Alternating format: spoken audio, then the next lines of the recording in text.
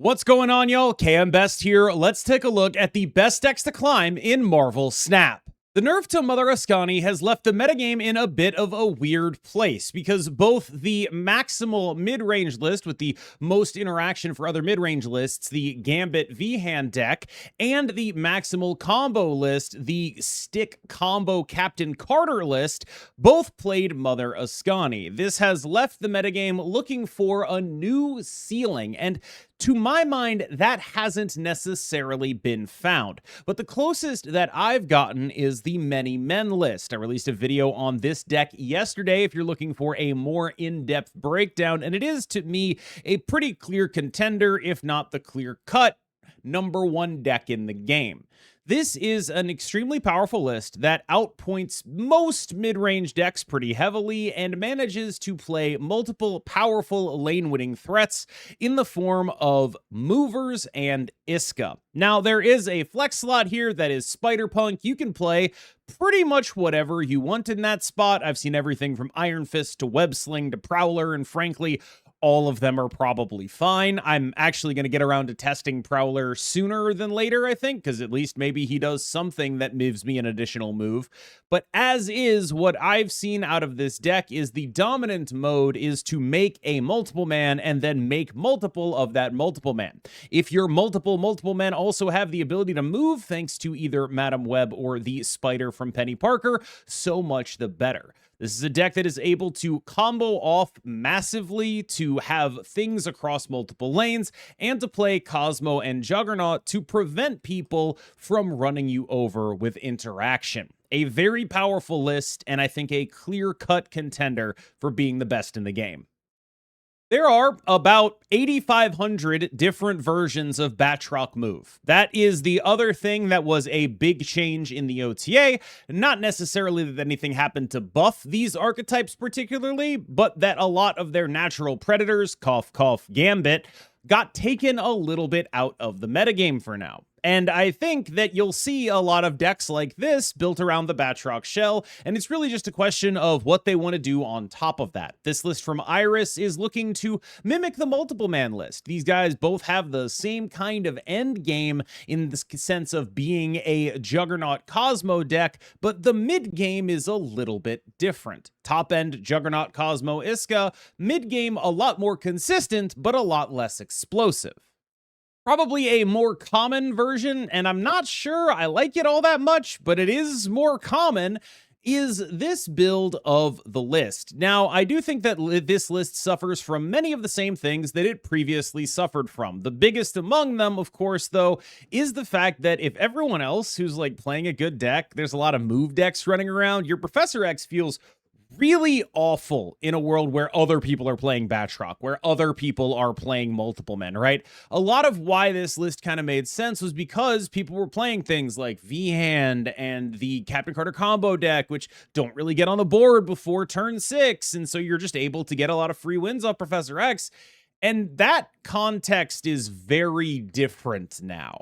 And so you end up with a list that is particularly difficult to see working, in my opinion. And it's still, even though the metagame has a lower power level, so your big guys are relatively bigger compared to what other people are doing, I still feel like this deck is missing a big 6. Last of the Batroc lists is a full tech list. I think this is a very solid list and probably one of the safest you could play because we've talked about a lot of move decks so far, and I think the defining feature of the metagame right now is those move lists. So you see we have a Mercury in here, but if both people are Mercurying, the person who's playing the bigger cards outside of that might have a little bit of an advantage, and that's sort of the ethos here. A lot less of our game plan is wrapped up in the move stuff. Our stuff is the most efficient part of the package, a bunch of tech cards and then some stats guys, and I think this is a really solid way to build the list. Let's move on to another known quantity before we get into a couple of unknowns. The last bit of previously already known information that we have is that Supergiant is and was a good deck, and it remains a very good deck. Supergiant's an interesting test case because I think a lot of the conventional wisdom around Supergiant is this is functionally an anti-combo deck, a deck that is meant to beat combo decks by preventing them from comboing off, but it's also a deck that is just pretty good at at dealing with things generally. The biggest issue that Supergiant tends to have is with scalers, though. So part of me is like, maybe we can get a Mercury in here because the dominant scalers are all kind of move related. And I am sort of feeling that right now, but I'm not sure I want to give up Shadow King, but maybe I can and it's okay. I kind of go back and forth on it right now, but I do think that there's very clearly going to be a build of Supergiant that is functional, is strong, and has good matchups into mid-range lists and not just combo lists, because Supergiant also excels in relatively low power metagames.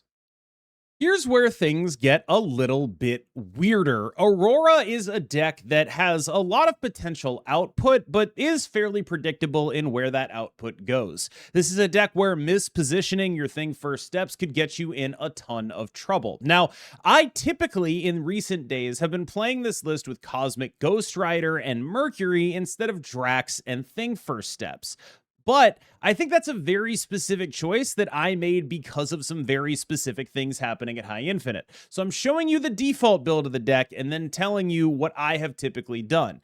Part of this is because I have also made that same change to Doom 2099, a similar list. So if I want to get my Mercury CGR fix, I'm typically going to be playing Doom 2099 or the Paredes move deck. Here is where I'm at for 2099, by the way. The cards that make this deck meaningfully function are the 2 5s and Mercury, in my opinion. Like, yes, obviously those aren't the points package here, but those are the things on which this deck's viability hinges to me. This is a deck that has a powerful points package, but what it needs is ways to prevent people from going over the top of it. If those ways are good enough, it ends up being one of the best decks in the game. We're in a relatively lower power environment with a lot of decks that you'd be scared of going over the top of you being the kind of decks that have very bad matchups into Mercury and into Sandman. And those two cards are kind of your matchup defining ones against the Batroc lists. Against Supergiant, you are just naturally a little bit bigger than them when you actually get to your Doom 2099. They have some cool stuff they can do with Supergiant to turn off your end of turns if they have to, but as long as you're aware of that, you should be outputting a little bit more points than they are able to deal with. This is a very formulaic deck, but I think a lot of the sort of skill expression of it is not in the playing of it. It's in the choosing the right options for the slots that you have. And I think right now, this is as good as I can get the deck to be. I've been messing around with V-Hand as well, and here's where I've gotten to. I think that this is a solid build of V-Hand. I don't think it's like immensely powerful. I think it is a good deck, though. I think the loss of Mother Askani took this deck down a pretty significant notch from being a deck that was pretty consistently doing very powerful stuff to a deck that is, you know, in the range of some very good decks, but we're just kind of not getting 3 gambits. It's vanishingly rare to do that now. I played a lot of this deck. I got one game where I had a bunch of gambits, and it was because some things happened that were outside of my control. Like, very rarely am I going to get the kind of draw that allows me to play Moon Girl and then Misery my Moon Girl because I have a gambit far left and I have a Quinjet on the board already. It's just kind of not the thing that happens anymore.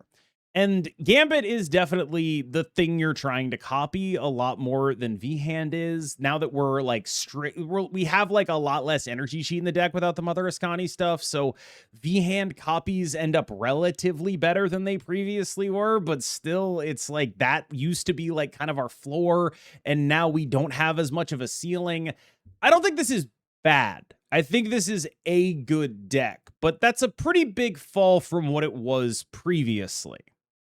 In relatively lower power metagames, you can do a lot of interesting stuff when you play Arishem, and most of that interesting stuff is just playing really big cards from turn 3 onwards. This is the kind of deck that falls off pretty hard once the metagame develops to a point where people have streamlined combo decks. But one of the biggest things that is true about this metagame right now is we really don't have that. If enough people start picking up the multiple man list, that matchup is pretty unwinnable.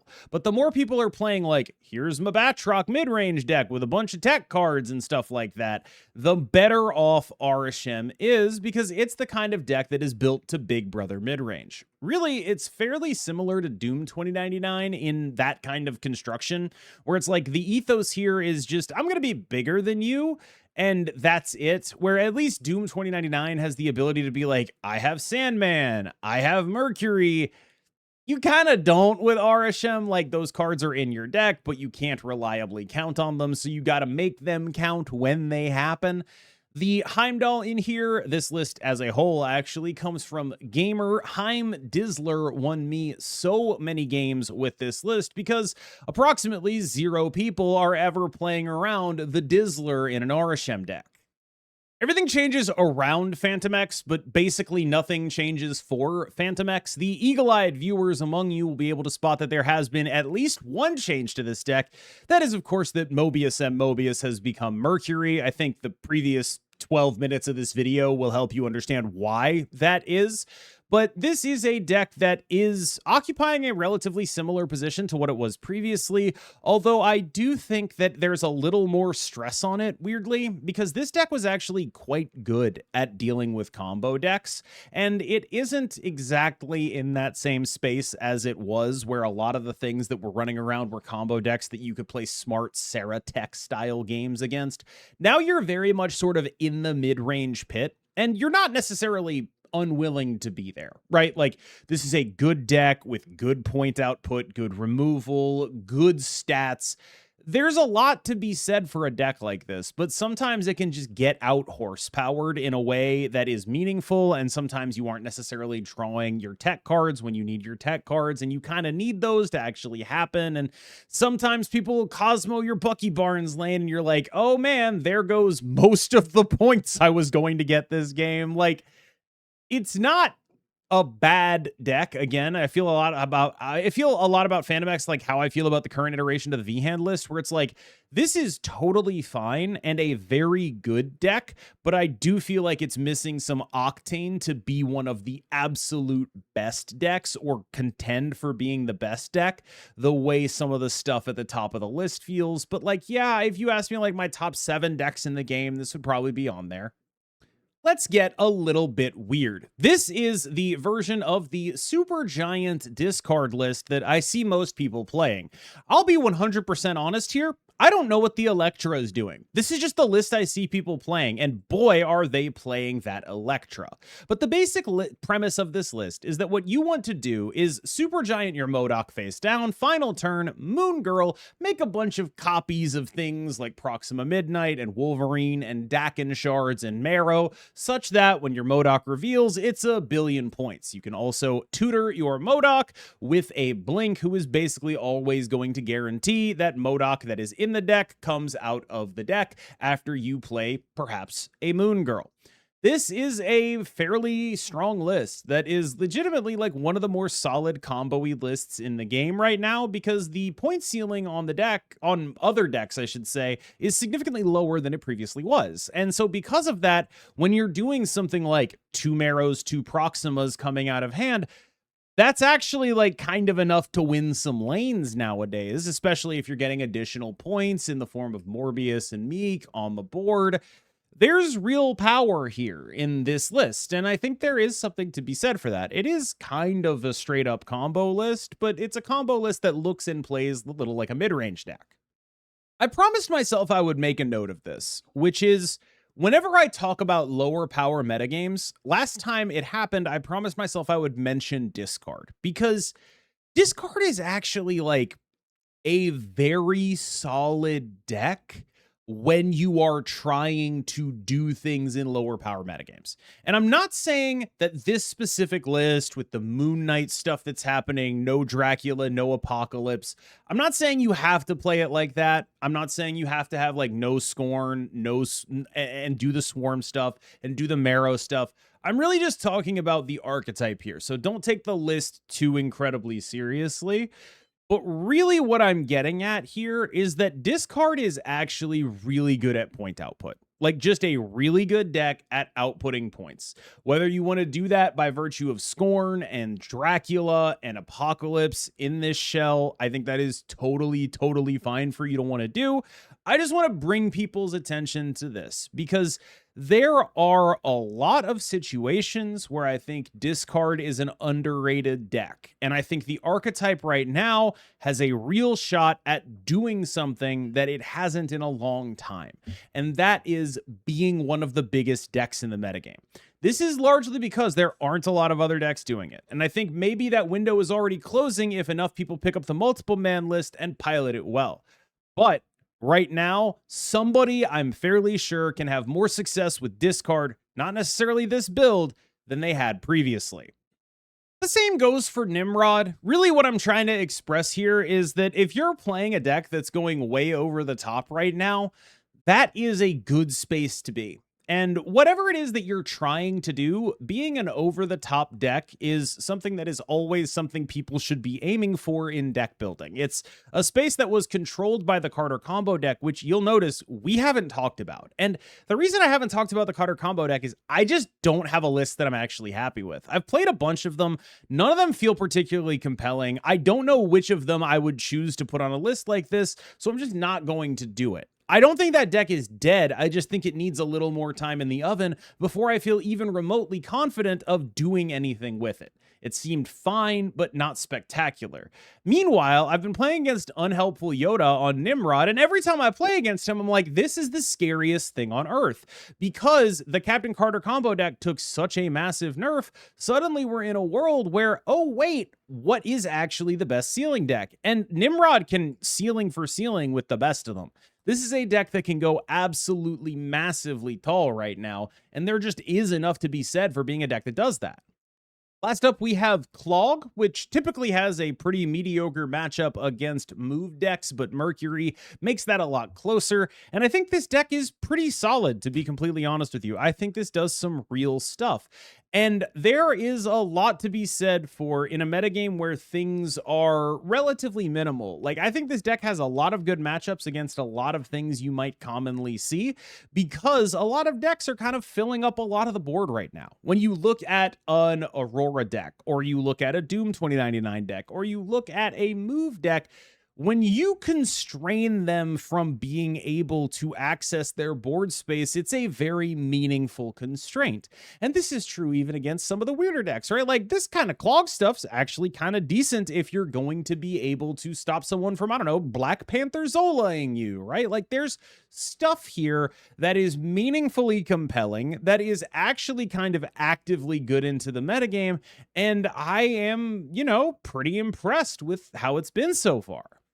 On the whole, my big takeaway from the patch is that the Mother Askani nerf was actually really impactful, and that I haven't found a version of the Captain Carter deck that actually makes me feel happy. There are a couple of reasons for that, the first of which is that it's a much worse deck now, and the second of which is that the multiple man deck's a really bad matchup for it. So not only did it get worse, its best matchup, or its worst matchup, got way more popular. And frankly, that might be a little bit my fault. Maybe I shouldn't have made a video on it talking about it the way that I did, but that's what I do.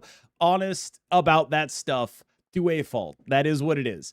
And so you end up with a situation where it's entirely possible that the reason I don't feel good about any of my Captain Carter decks is because I made a video on the deck that's really good into it, but that's just how it is right now. I don't have a single Carter list where I'm like, yeah, this is the one. This is the one. I've got a bunch of things that I'm trying, right? I've been trying like an old version of the list because it's like if you lose Askani, you're like, okay, I lost Askani. Do I also cut Grandmaster? What if I keep Askani? But every time I play Askani, she's absolutely terrible. How do I win games? What am I actually caring about? Am I a Jeff deck now? It's weird.